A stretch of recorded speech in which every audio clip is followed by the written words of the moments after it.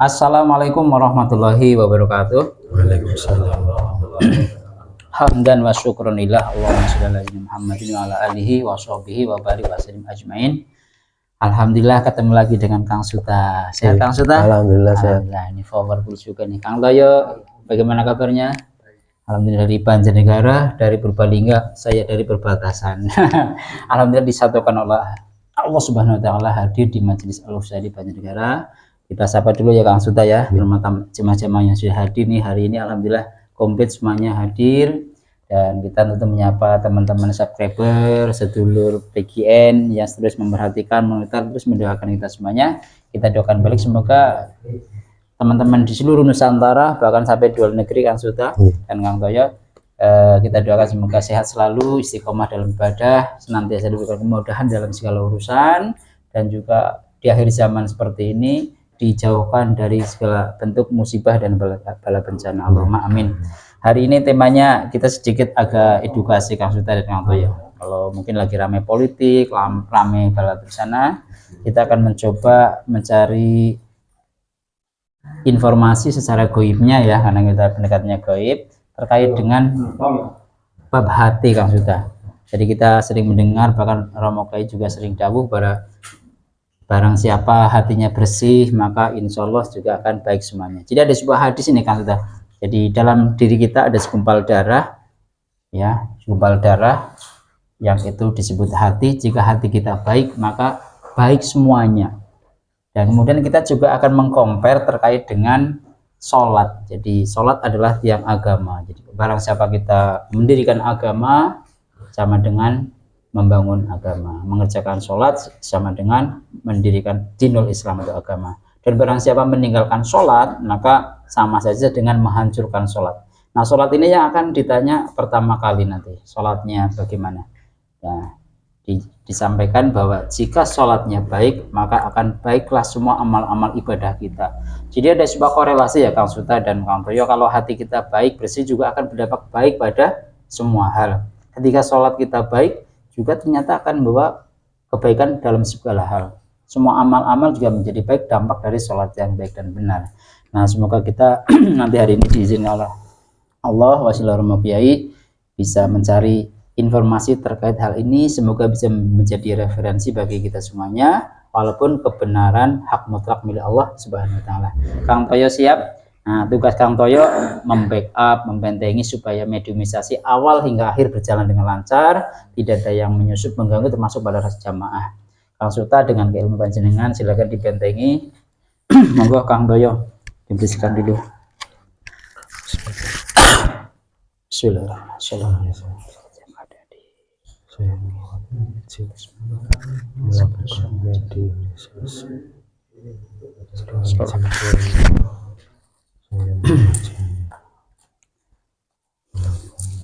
Sudah siap Kang Suta?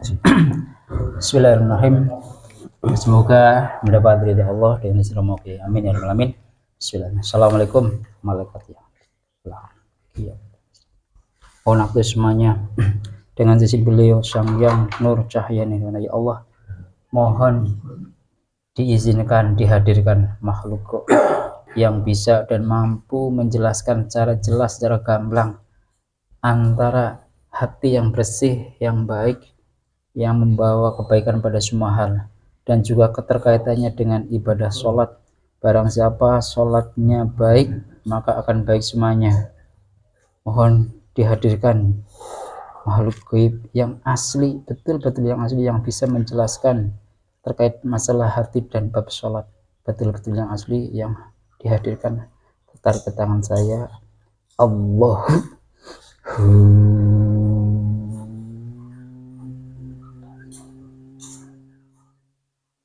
Allah, biar sholat masuk ya Allah, sholat masuk langsung sinkron dengan tubuh mediator. Menguasai sepenuhnya energinya lahir dan batin, dikuasai jasanya lahir dan batin. Langsung kita suaranya tersambung, bisa berbicara bahasa Indonesia sempurna. Allahu suaranya dan lantang jelas.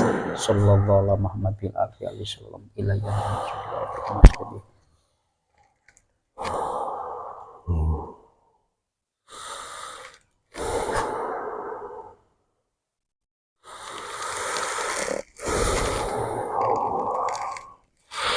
Assalamualaikum warahmatullahi wabarakatuh. Waalaikumsalam warahmatullahi wabarakatuh. Alhamdulillah. Pangapunten nggih Mbah, nuwun sewu minta izin Romo Yai menghadirkan sosok gaib yang bisa mengerti, memahami dan menjelaskan masuk tentang apa hubungannya hati yang bersih dan sholat. Mohon bisa dijelaskan Mbah. Hati yang bersih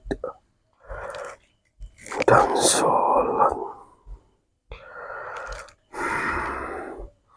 Hati yang bersih itu hubungannya dengan rohani. Hati yang bersih hubungannya dengan rohani. Iya, seperti yang sudah diajarkan oleh guru panjenengan.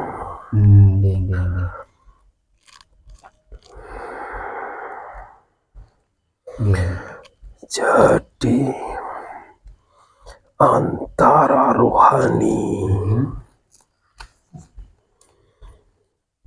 dan jasad diikut sertakan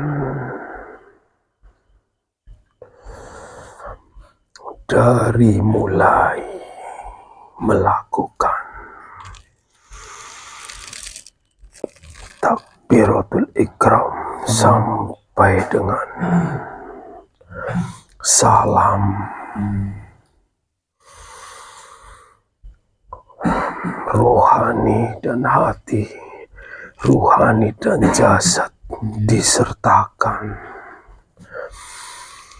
Caranya yaitu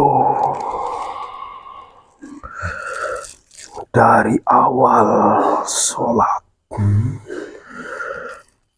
pikiran menulis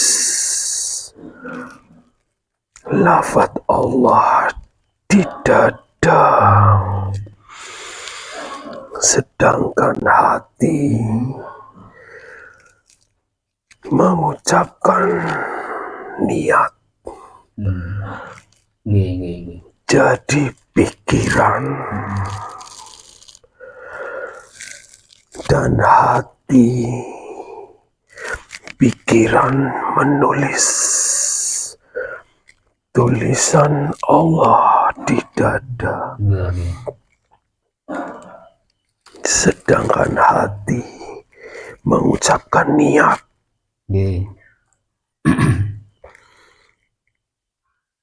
Sedangkan mulut mengucapkan takbiratul ikram. Proses itu dilakukan sampai dengan selesai. Dengan menjalankan seperti itu, hati yang diikut sertakan, hati yang ada di dalam tubuh,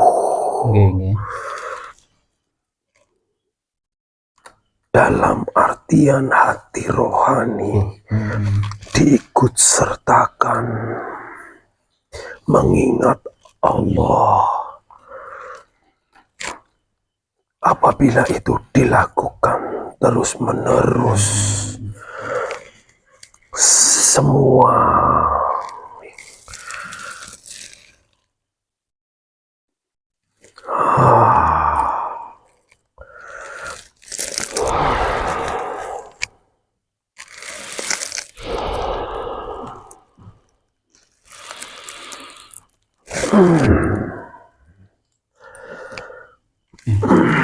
Pak Sartoyo dibantangi, Kang Miswan dibantu juga. Jadi mengganggu Mbah?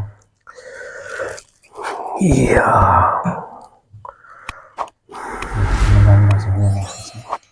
Ya, dilanjut monggo Mbah. Iya. Apabila itu dilakukan terus menerus, hati kita akan memancar kebaikan, memancarkan cahaya, Oh, iya, iya. memancarkan cahaya yang sangat terang benderang. Hatinya memancarkan cahaya. Dalam dunia goibnya ya Mbah ya. Iya, sehingga di dalam pikiran bisa diredam semua tindak tanduk dalam kehidupan sehari-hari. Iya, iya, iya. Akan diredam, dikontrol secara tidak langsung, akan memperbaiki semuanya.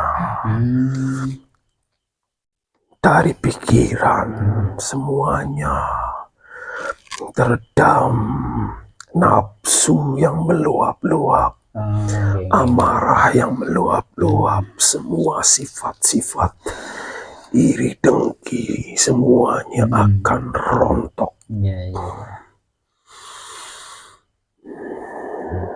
Subhanallah. Tidak mudah untuk melakukan sholat yang jasmani dan rohaninya Iya, diikut sertakan. Betul, Mbah.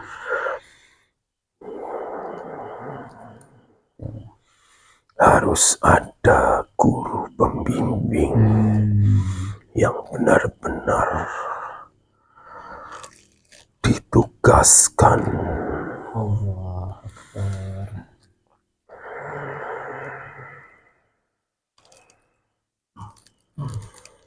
bukan guru pembimbing yang mengira-ngira saja. Iya, iya. Apa salah satunya beliau Romo ya itu?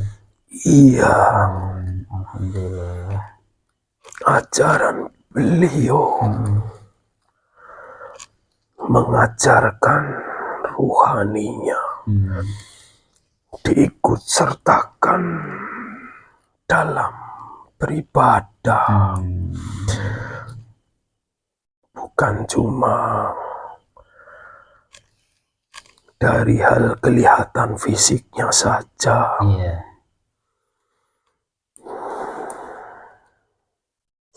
Alhamdulillah. Bersyukur sekali ya bagi kita jamaah santri yang sudah mendapatkan. Iya, sangat bersyukur. Iya. Jadi makan begini ya Mbah ya. Jadi dalam kehidupan nyata bahkan saya juga dulu mengalami ya bahwa sudah sholat setiap hari, bahkan istiqomah sholatnya. Kemudian kita juga masih melihat ya, walaupun orangnya rajin sholat ya, saya pribadi juga dulu masih sekali mudah berbuat maksiat, berbuat dosa. Jadi kadang-kadang berpikir, saya sudah sholat kok masih mudah berbuat dosa dan maksiat. Iya, itu semua dikarenakan ruhaninya tidak diikut sertakan.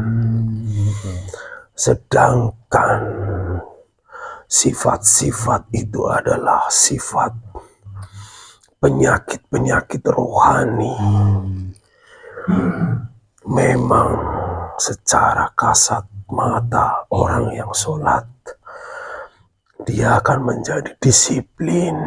Betul. Karena terbiasa menjalankan sholat 5 waktu ya, manfaatnya disiplin. Sangat disiplin, menjaga kebersihan. Iya. Tapi apabila rohaninya tidak diikut sertakan, sifat-sifat rohani manusia itu akan sangat sulit untuk dibersihkan. Makanya kadang ada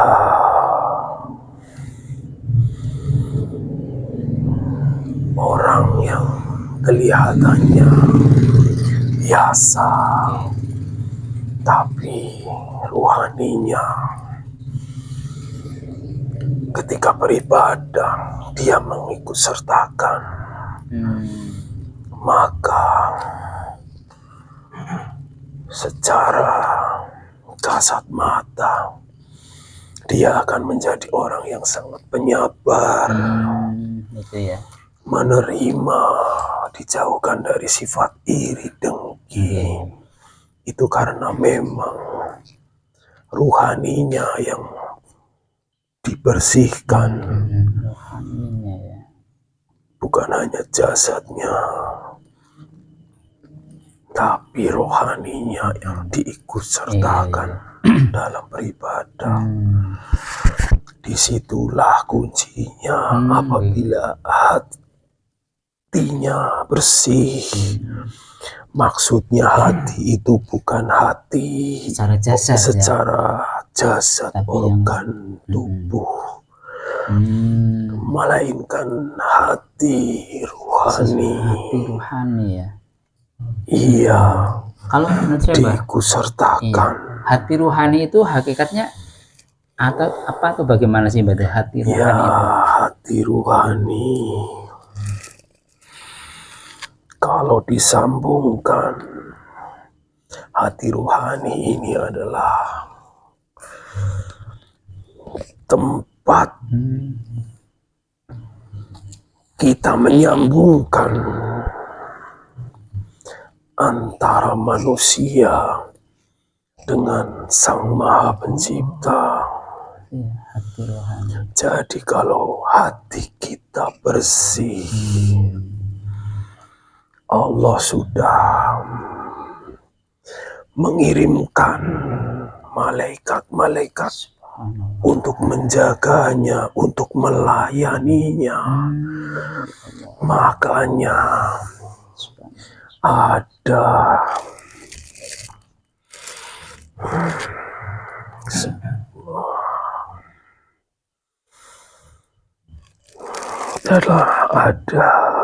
firman Allah lebih cepat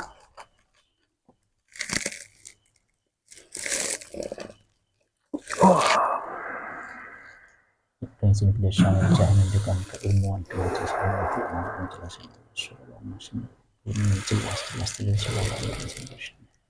mudah sampai dia bisa menjawab Allah subhanahu.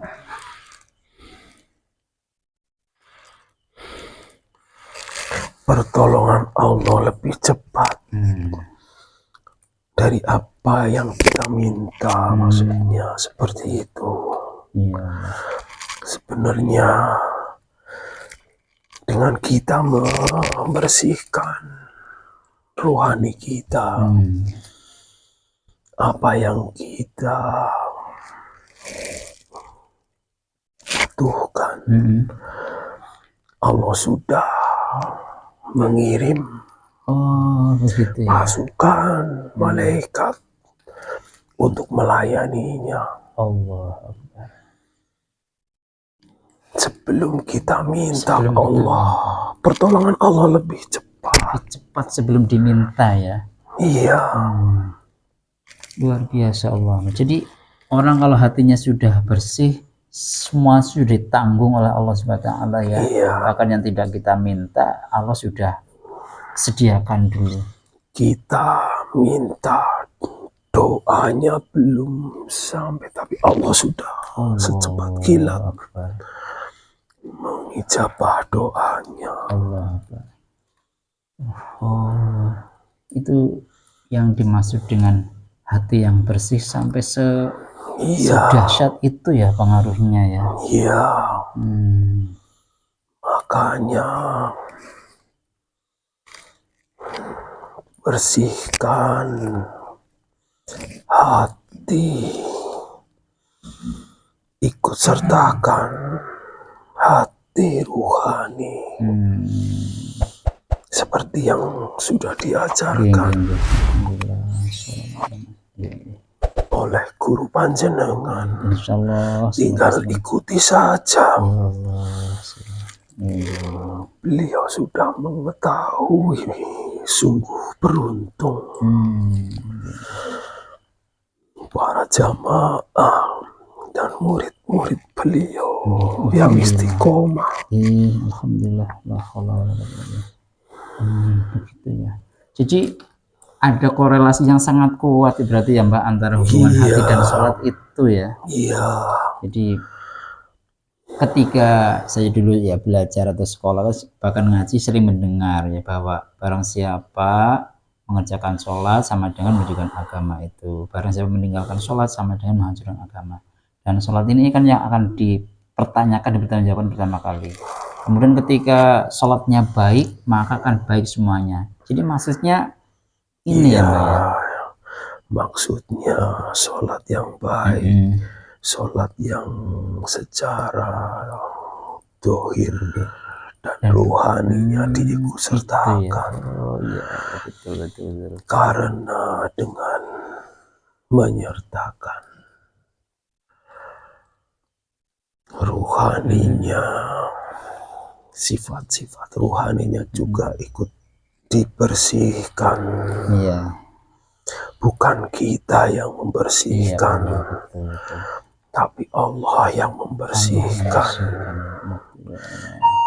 Kita hanya tinggal mengikuti saja, menjalankan perintahnya saja. Memang tidak banyak guru yang mengajarkan seperti ini. Betul, Mbak.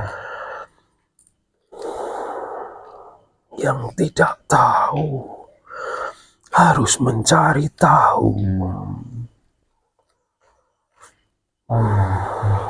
Sangat sulit sekali mencari guru yang bisa mengajarkan amal ibadah, salah satunya sholat itu secara lahir dan batin. Sangat susah, walaupun sudah dijelaskan. Sangat susah. Harus benar-benar sekuat tenaga mencarinya. Ya Allah. Bahkan sampai dikatakan lebih sulit mencari mursyid sejati daripada mencari cincin yang dibuang di padang pasir ya Mbah ya. Iya, sangat sulit. Sangat sulit. Sama sekali tidak kelihatan. Allah. Nun sewu Mbah. Sampai saya lupa panjenengan sih dari mana, kemudian saya harus memanggil apa panjenengan? Ya, panggil saja Mbah.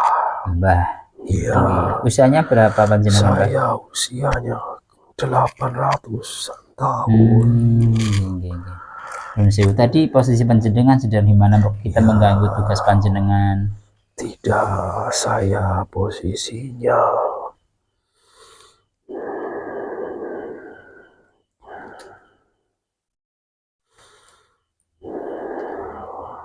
di dataran tinggi. Di dataran tinggi, masih di Jawa Tengah saja ya? Iya. Alhamdulillah. Mohon izin saya minta pada Allah supaya diberikan hidangan ya Mbah ya, supaya nanti bisa lebih enak. Mau Mbah? Terima kasih.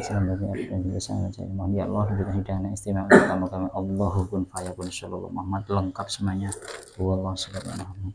Moga Mbah pangapunten wonten ing atus niku. Terima kasih.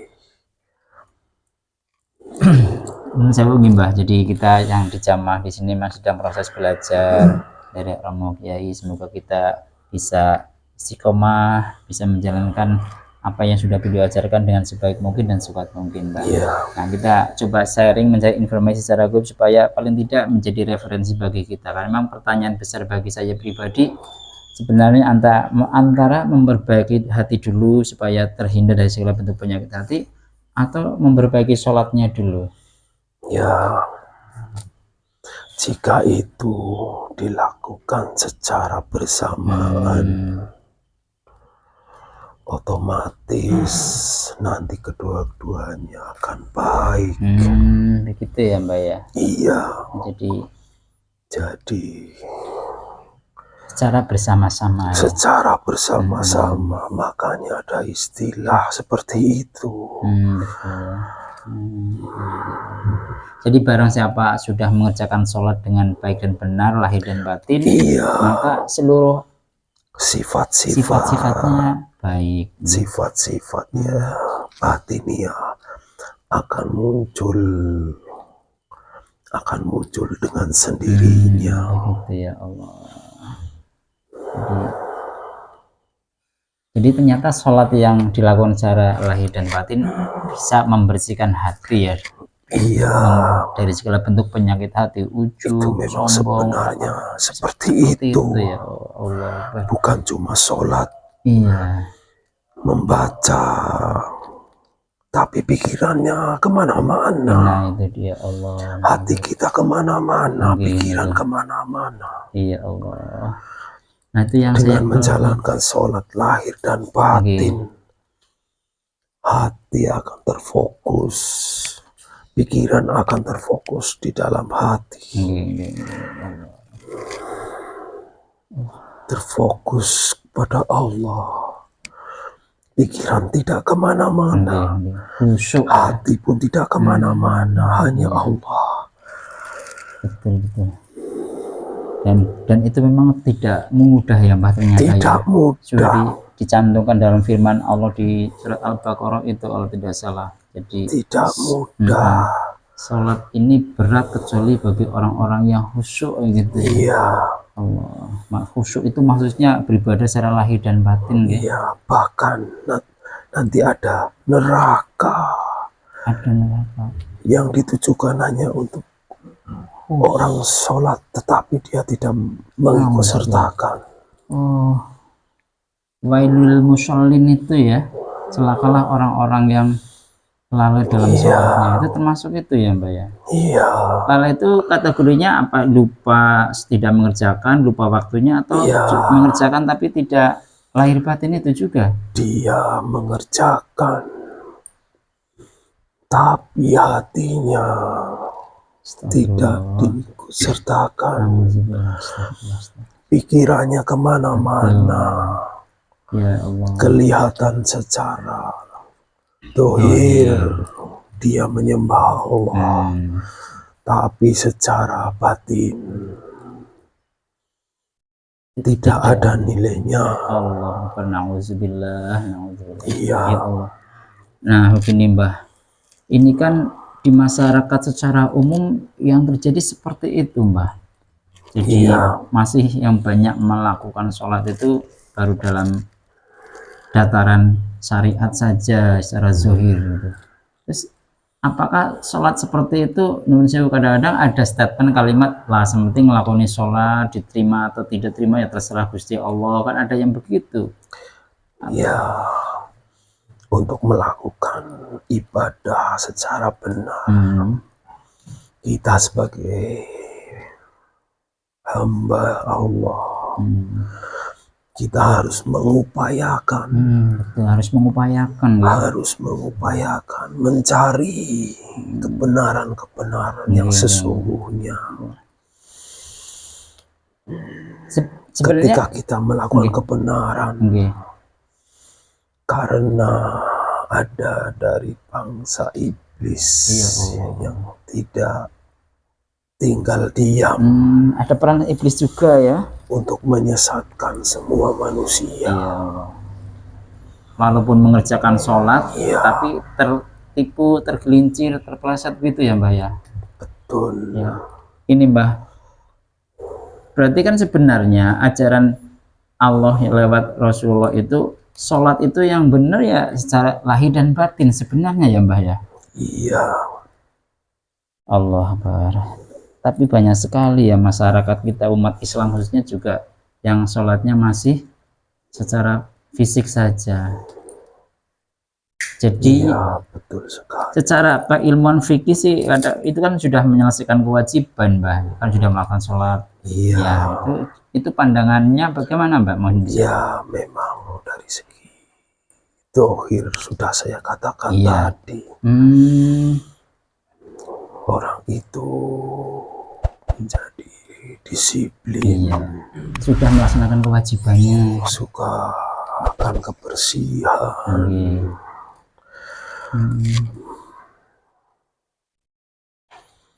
kadang baik, kadang marah-marah, betul. karena sifat batiniahnya tidak ikut disertakan Iya, Allah. beribadah, tidak ikut sertakan untuk sholat. Itulah Allah, mengapa banyak sekali orang yang sholatnya rajin, tapi masih marah-marah, betul. masih sangat cinta Iya, dunia, Allah, betul. punya sifat iri dengki yang Segala bentuk sangat penyakit hati ya. berlebihan. Iya, Allah. Itulah Sholatnya jalan, maksiatnya jalan, begitu ya Mbah ya, ya, yang banyak terjadi. memang secara tidak sadar Iya. sifat-sifat iri itu tidak kelihatan. Iya. Di dalam dirinya itu ada sifat-sifat itu. Allah, na'udzubillah. Itulah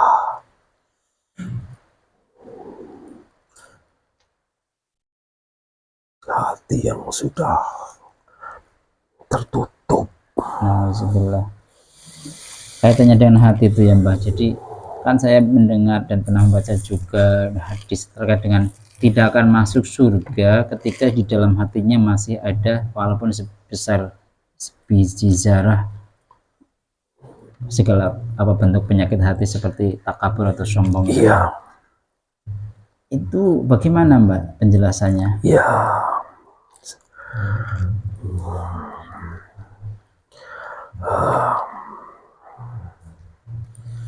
seperti halnya yang sudah dikisahkan, Iya. ketika orang melakukan amal ibadah, dia tidak ikhlas, dia memiliki sifat iri, dengki, ibadahnya itu tidak akan sampai karena ada malaikat yang membawa doa, yang membawa amal orang itu. Iya betul. Sedangkan malaikat setiap lapisan-lapisannya itu mengetahui sifat-sifat dari manusia itu. Jadi amal ibadahnya itu tidak akan sampai. Allah, na'udzubillah. Ketika amal ibadah orang itu terdapat sifat-sifat buruk. Na'udzubillah. Iya Allah. Jadi begitu ya. Iya, jadi belum sampai ke Allah, tapi sudah disaring, sudah difilter oleh malaikat-malaikat penjaga pembawa amal. Makanya hanya amal-amal yang bersih dari hati-hati yang bersih, dari rohani yang bersih, yang bisa sampai Allah. Ya Allah, ini Mbah. Subhanallah. Begitu berat sekali ya untuk amal kita sampai kepada Allah itu. Sangat berat sekali. Na'udzubillah. PR kita harus betul-betul bisa membersihkan hati ya Mbak ya. Harus betul-betul mengupayakan. Ya Allah. Astagfirullah.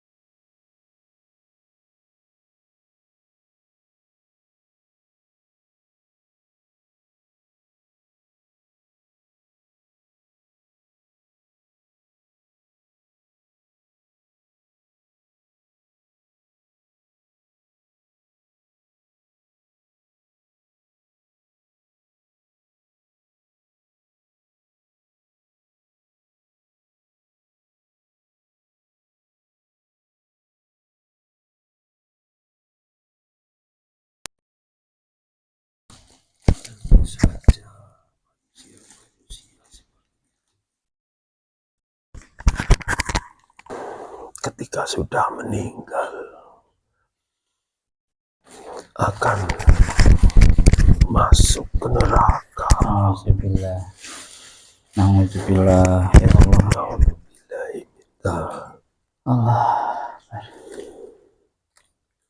Terima kasih Mbah atas informasinya. Semoga bagi saya pribadi bisa menjadi referensi untuk selalu meningkatkan dan memperbaiki diri termasuk ibadahnya. Ada pesan yang lain Mbah bagi kami semuanya jemaah yang di sini? Apa sudah cukup? Ya,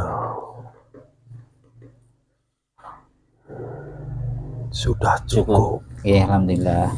Sebelumnya kami ucapkan terima kasih.